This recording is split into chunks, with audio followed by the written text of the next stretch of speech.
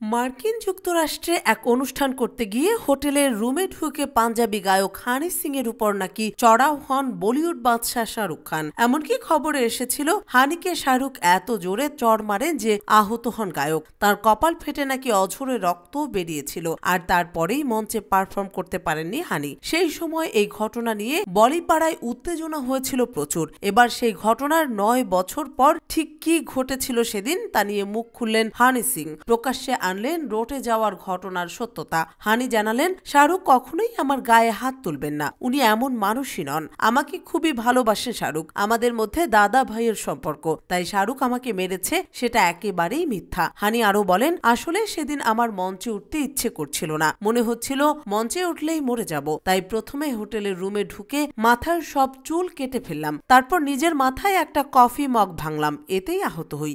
এসব করেই সেদিনের শো আটকে ছিলাম। হানি সিং এর এই বক্তব্যকে সমর্থন করেছেন তাঁর বোনও। তিনি জানান, এই ঘটনার পরই মাথায় রক্ত নিয়ে ফোন করে হানি।